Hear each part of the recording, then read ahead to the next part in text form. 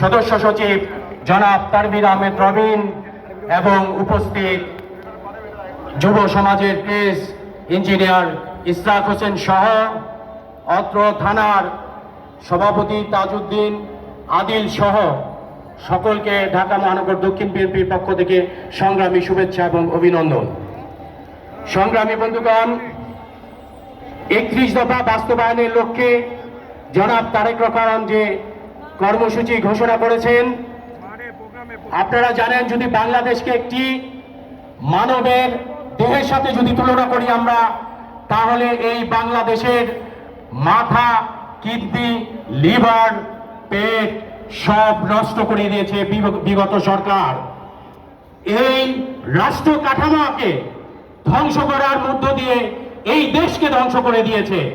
তাই এই দেশকে রাষ্ট্র কাঠামো মেরামতের লক্ষ্যে এই 31 দফা কর্মসূচি নিয়ে বাংলাদেশ জাতীয়তাবাদী দল জনগণের মাঝে হাজির হয়েছে এবং এই 31 দফা যখন আমরা বাস্তবায়নের লক্ষ্যে এগিয়ে যাব, ঠিক তখনই এই দেশ একটি সমৃদ্ধশালী দেশ হিসাবে বিশ্বের বুকে মাথা উঁচু করে দাঁড়াতে পারবে।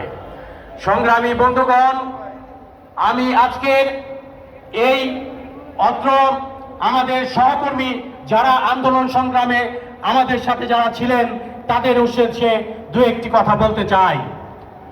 আপনারা আন্দোলন সংগ্রাম করেছেন, কিন্তু আজকে বলতে চাই আপনারা যদি সুযোগ দিবেন তাহলে কিন্তু আমাদের ঢাকা মহানগর দক্ষিণ বিএনপি একটি অন্যতম থানা হিসেবে স্বীকৃতি লাভ করেছে, সেটা কিন্তু আমাদের নস্যাৎ হবে। অতএব সেই দোসরদেরকে যাতে জায়গা না করে দেয় সেই দিকে দৃষ্টি রেখে সকলকে আহ্বান জানিয়ে আমার বক্তব্য শেষ করছি। প্রথম বাংলাদেশ আমার, শেষ বাংলাদেশ, জীবন বাংলাদেশ আমার, মরণ বাংলাদেশ। ধন্যবাদ সকলকে।